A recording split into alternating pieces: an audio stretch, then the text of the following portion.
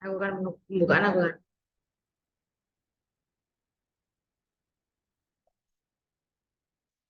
Assalamualaikum warahmatullahi wabarakatuh. Perkenalkan nama saya Amelia Nurlinda Puspita dengan NIM 434221052. Dan saya Nadia Yen Sabila dengan NIM 434221001. Ini kami akan mempresentasikan hasil diskusi kami tentang bounded buffer problem, topik 4.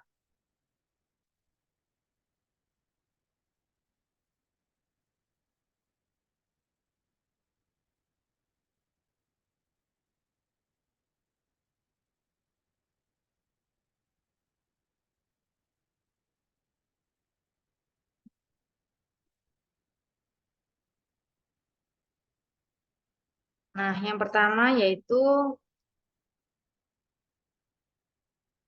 ada apa aja sih isinya. Yang pertama ada apa itu bounded buffer problem, pengertiannya. Yang kedua, pentingnya pengelolaan data dalam sistem komputer, solusi, implementasi, dan juga kesimpulan.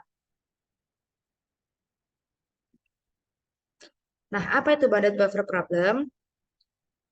Bounded buffer problem adalah ketika masalah saat ada buffer atau tempat penyimpanan data dengan batasan kapasitas tertentu. Dan proses yang menambahkan atau mengambil data dari buffer. Ketika buffer penuh, proses penambahan harus menunggu hingga ada ruang yang kosong.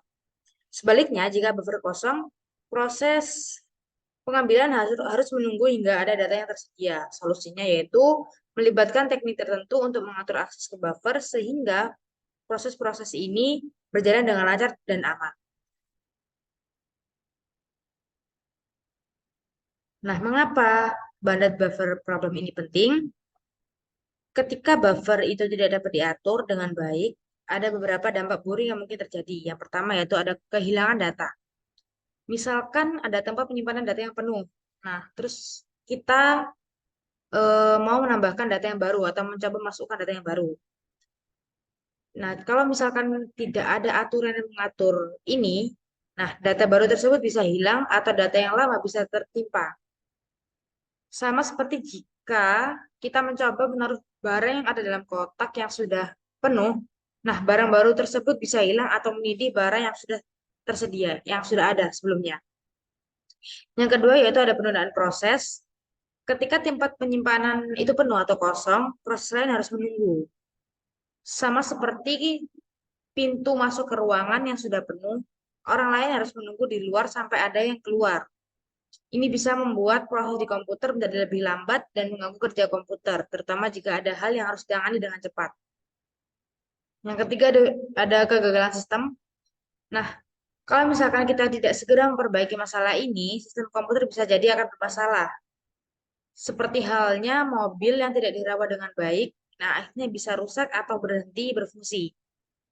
Begitu juga dengan sistem komputer, jika masalah di tempat penyimpanan data tidak diperbaiki, bisa membuat sistem komputer menjadi tidak stabil atau bahkan bisa crash. Seperti layar tiba-tiba gelap dalam Windows. Untuk solusi umumnya, yaitu penggunaan semafor atau mutex. Cara biasa untuk mengendalikan akses ke buffer, semafor atau mutex membantu proses untuk antri dan izin untuk menggunakan buffer secara bergantian. Nah, ada kelemahannya, yaitu kelemahannya manajemen sumber daya sulit. Terkadang sulit mengelola izin akses, bisa terjadi konflik atau kesulitan melepaskan izin dengan tepat. Untuk solusi alternatifnya, yaitu menggunakan pendekatan baru. Ada circular buffer dan juga konsep non-blocking. Untuk circular buffer, struktur data yang memungkinkan penulisan dan pembacaan data tanpa harus memindahkan data yang sudah ada untuk menghemat penggunaan memori. Untuk konsep non-blockingnya, proses ini tidak perlu menunggu jika buffer penuh atau kosong. Memungkinkan proses terus berjalan tanpa henti dan meningkatkan responsivitas sistem. Kemudian implementasi akan dijelaskan oleh Nadia. Oke, baik. Di sini saya akan menjelaskan tentang implementasi dari bounded buffer sendiri. Untuk kode yang saya tampilkan di sini, ini adalah contoh sederhana dari implementasi bounded buffer. Jika ingin menggunakan implementasi yang lebih kompleks lagi, dapat memerlukan penanganan yang lebih cermat terkait sinkronisasi dan pengelolaan sumber daya. Kode ini menggunakan modul threading untuk membuat thread yang menjalankan fungsi produsen dan konsumen. Buffer yang dibatasi diimplementasikan menggunakan kelas loaded buffer di sini, lalu yang menggunakan QW. QW memiliki fungsi built-in untuk menangani situasi ketika buffer sedang penuh atau sedang kosong. Untuk selanjutnya yaitu langkah-langkah dalam menangani bonded buffer. Yang pertama yaitu ada inisialisasi buffer, yaitu menentukan kapasitas buffer pada awal program dan gunakan struktur data yang sesuai untuk merepresentasikan buffer seperti QW atau menggunakan array. Yang kedua yaitu produksi dan konsumsi, yaitu mengimplementasikan logika produsen dan konsumen.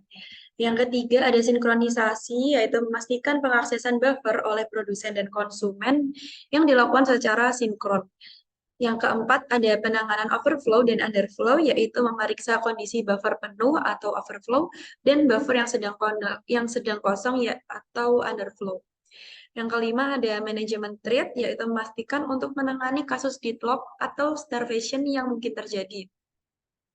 Dan yang terakhir yaitu ada testing dan pemantauan, yaitu uji program dengan menggunakan variasi input dan monitor kinerja buffer untuk memastikan bahwa implementasi dapat menangani situasi dengan baik.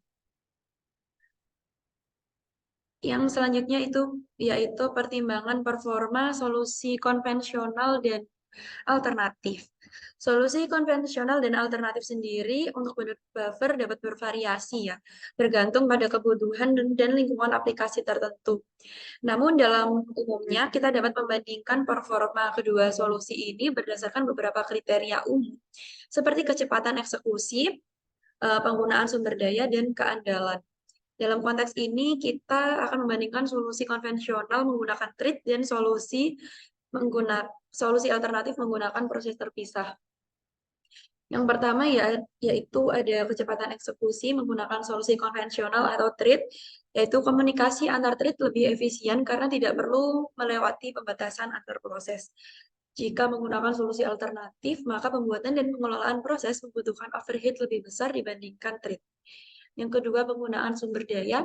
Jika kita melakukan dengan solusi konvensional, thread menggunakan lebih sedikit sumber daya sistem seperti memori karena berbagi ruang alamat.